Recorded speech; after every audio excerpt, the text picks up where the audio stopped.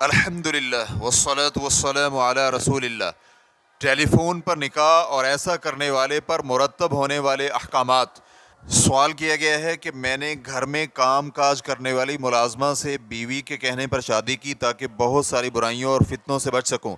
کیونکہ بیوی کا آپریشن ہونے والا تھا، اس لیے بیوی نے یہ تجویز پیش کی کہ اس سے شادی کر لو۔ چنانچہ اس عورت کی موجودگی میں 2 گواہوں کو لا کر عقد نکاح لکھ دیا گیا اور مہر متعین کر لیا گیا۔ پھر عورت کے ملک میں اس کے ولی سے رابطہ کیا گیا، لیکن وہ نہ مل سکا۔ عورت کی بہن ملی تو ہم نے اسے اس شادی پر رضامند ہونے کے متعلق بتایا۔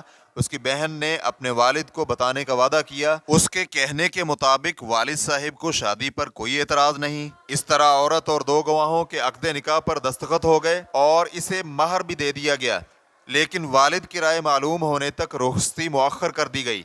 میں اس سے مطمئن نہ تھا۔ میں اور دونوں گواہوں نے عورت کے والد سے رابطہ کرنے کی کوشش کی، لیکن کوئی فائدہ نہ ہوا۔ اس عورت نے 2 روز کے بعد اور نمبر دیا جس پر فون کیا گیا تو اس نے بتایا کہ بات کرنے والا میں نے اس کے بارے میں اس کی رائے معلوم کی تو اس نے حلال حلال کہہ کر اس کی موافقت۔ پھر میں نے عورت کو ٹیلی فون دیا تو وہ انتہائی خوش تھی۔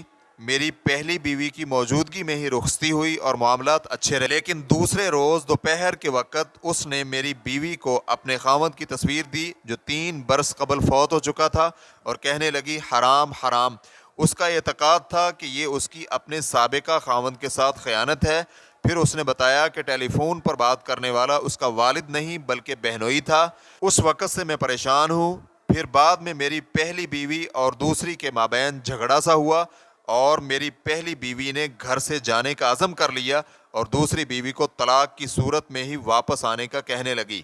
لہٰذا میں نے اس کے سامنے ہی یہ الفاظ 3 بار دہرائے، اللہ کی قسم فلاں کو طلاق۔ جب میری پہلی بیوی ٹھنڈی ہوئی تو ہم دونوں اس عورت کے پاس گئے اور اسے تجھے طلاق کے الفاظ کہے، تیسری نہیں دی۔ وہ میری زبان نہیں سمجھتی تھی۔ اس نے میری پہلی بیوی سے اس کا معنی پوچھا تو اسے بتایا گیا۔ برائے مہربانی مجھے اس سارے واقعے کے بارے میں بتائیں کہ جو کچھ ہوا ہے اس کا حکم کیا ہے، یعنی کہ شادی، طلاق اور مہر کا استحقاق۔ اس نے حق مہر والد کو بھیجنے کا کہا تھا، لیکن اکاؤنٹ نمبر ضائع ہو گیا۔ میرے کچھ دوستوں نے مشورہ دیا کہ اس کے ملک کا ہی کوئی شخص اس کے ملک بھیج کر اس کے گھر والوں سے رابطہ کیا جائے اور شخصی طور پر شادی کی موافقت حاصل کی جائے۔ اس کے ملک کا ایک عالم دین شخص جا رہا ہے، کیا میں یہ کام اس کے ذمہ لگا دوں؟ الجواب بعون اللہ سبحانہ و تعالی۔ آپ اور اس عورت کے مابین کیا گیا عقد نکاح شرعاً باطل ہے، کیونکہ نکاح کی شروط میں عورت کے ولی کی موافقت ضروری ہے، جو کہ عقد نکاح لکھے جانے کے وقت موجود نہیں تھا۔ اس بنا پر یہ عقد نکاح فاسد اور باطل ہو جائے گا۔ عقد نکاح لکھے جانے کے بعد ٹیلی فون کرنے کا کوئی فائدہ ہی نہیں، کیونکہ آپ کو عورت کا ولی ہی عورت نکاح کر کے دے گا۔ یہ نہیں کہ ولی کی اجازت کے بغیر عقد نکاح ہو جانے کے بعد ولی کی عقد نکاح پر موافقت طلب کی جائے۔ یہ تو اس صورت میں ہے جب آپ عقد نکاح کرنے سے قبل ٹیلی فون پر ولی کی موافقت حاصل کریں اور ٹیلی فون پر نکاح کر لیں تو بھی عقد نکاح صحیح نہیں ہوگا۔ تو پھر اگر عقد نکاح کے بعد ولی کی موافقت اور اجازت حاصل کرنے سے کیسے صحیح ہو جائے گا؟ کیونکہ ٹیلی فون پر عقد نکاح کیے جانے سے بہت ساری اشیاء ایسی پیدا ہوتی ہیں جن کے نتیجے میں بہت خرابیوں اور فساد کا اندیشہ، اور پھر عقد نکاح میثاق غلیظ کہلاتا ہے۔ یہ اللہ سبحانہ و تعالیٰ کا کلمہ ہے جس کے ساتھ حرام شرمگاہ حلال کی جاتی ہے اور اسی کے ذریعے نسب کا ثبوت ہوتا ہے۔ اس لیے اس طرح کے عقد ٹیلی فون کے ذریعے طے نہیں پاتے، جس میں ولی کی حقیقت کا ہی علم نہیں ہو سکتا۔ ہو سکتا ہے ولی بے وقوف یا پھر پاگل ہو یا پھر کوئی دوسرا شخص ولی کی آواز میں نقل اتار کر بات کر رہا ہو، یا پھر اسے ولی سمجھا جائے لیکن حقیقت میں وہ ولی نہ ہو۔ اور آپ کا یہ قصہ اور واقعہ بھی اس ممانعت میں اور زیادہ تاکید پیدا کرتا ہے۔ اس لیے صحیح یہ ہے کہ اس طرح کے عقد نکاح ٹیلی فون کے ذریعے نہ کیے جائیں۔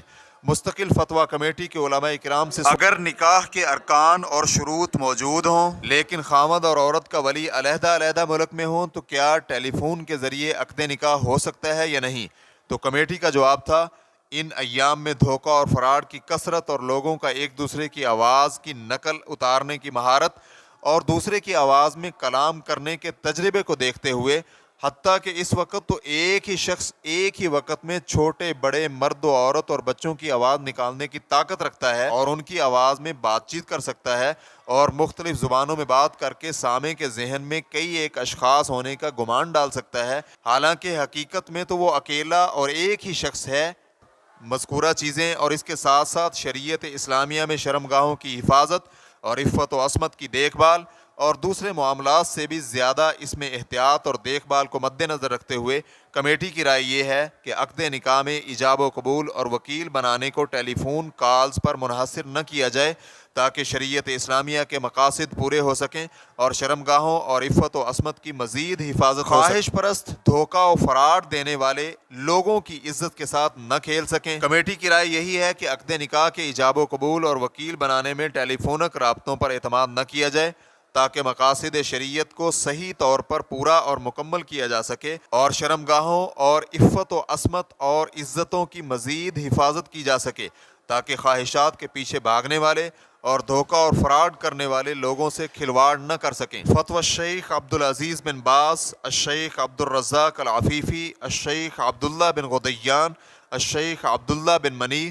ریفرنس کے لیے دیکھیے فتاوی اللجنۃ الدائمۃ للبحوث العلمیۃ والافتاء، جلد نمبر 18 صفحہ نمبر 91۔ الشیخ عبدالعزیز الراجحی سے سوال کیا گیا کیا ٹیلی فون کے ذریعے عقد نکاح کیا جا سکتا ہے؟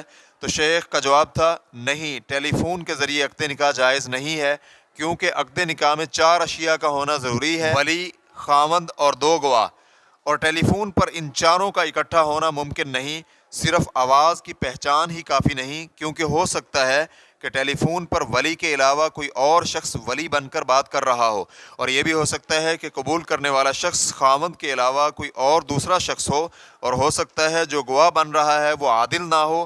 یہ بھی ہو سکتا ہے کہ ایک ہی شخص آواز بدل کر ولی اور گواہ بن جائے۔ مقصد یہ ہے کہ ٹیلی فون پر عقد نکاح جائز نہیں، بلکہ عقد نکاح کی مجلس میں 4 لوگوں یعنی ولی، خاوند اور 2 عادل گواہوں کا جمع ہونا ضروری ہے۔ ریفرنس کے لیے دیکھیے فتاوی الشیخ عبدالعزیز الراجحی، جلد نمبر 1 صفحہ نمبر 53، فتویٰ نمبر 1726۔ اسلامی فقہ اکیڈمی جدہ کا فیصلہ بھی یہی ہے کہ ٹیلی فون پر نکاح نہیں ہوتا۔ ریفرنس کے لیے دیکھیے فقہ النوازل، تالیف ڈاکٹر محمد حسین الجیزانی، جلد نمبر 3 صفحہ نمبر 106 تا 107۔ یہاں علماء کرام کی کلام بہت پختہ اور پکی ہے، اور آپ اپنے معاملے میں اس کی مخالفت واضح دیکھ سکتے ہیں کہ نہ تو ولی نے گواہوں کے اور نہ ہی آپ اصل میں اسے جان سکے کہ وہ ولی ہے یا کوئی اور۔ پھر جس نے آپ کو ولی ہونے کا گمان دلایا اس نے اس سے انکار بھی کیا، لہذا اس کا اس بات نفی پر مقدم نہیں ہوگا۔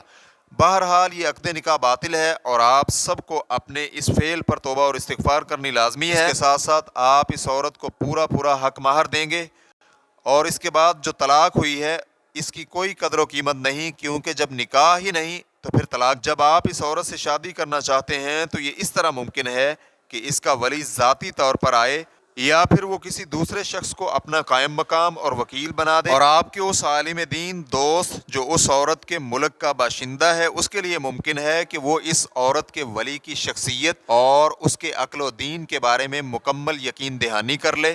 ابن قدامہ رحمہ اللہ کہتے ہیں عقد نکاح میں ایجاب و قبول کے لیے کسی دوسرے کو وکیل بنانا جائز ہے، کیونکہ نبی علیہ الصلاۃ والسلام نے عمر بن امیہ اور ابو رافع کو اپنے نکاح میں قبول کا وکیل بنایا تھا، اور اس لیے بھی کہ ضرورت اس کی متقاضی ہے، کیونکہ ہو سکتا ہے کہ وہ کسی دور جگہ رہ کر شادی کرنا چاہتا ہو جہاں اس کا جانا ممکن نہ ہو، تو وہ کسی کو وکیل بنا سکتا ہے۔ کیونکہ نبی علیہ الصلاۃ والسلام نے ام حبیبہ رضی اللہ عنہا سے نکاح کیا، ام حبیبہ حبشہ کی سرزمین پر تھی۔ طلاق، خلا، رجوع اور غلام آزاد کرنے میں کسی دوسرے کو وکیل بنانا جائز ہے، کیونکہ اس کی ضرورت پڑ سکتی ہے، جیسا کہ خرید و فروخت میں کسی دوسرے کو وکیل بنایا جاتا ہے، اسی طرح ان امور میں بھی بنایا جا سکتا ہے۔ ریفرنس کے لیے دیکھیے المغنی، جلد نمبر 5 صفحہ نمبر 52۔ ہم یہاں تنبیہ کرنا چاہتے ہیں کہ ہم سوال نمبر 2201 کے جواب میں جو شیخ عبدالعزیز بن باز رحمہ اللہ سے بیان کر چکے ہیں وہ ہمارے یہاں بیان کردہ فیصلہ کے مخالف نہیں،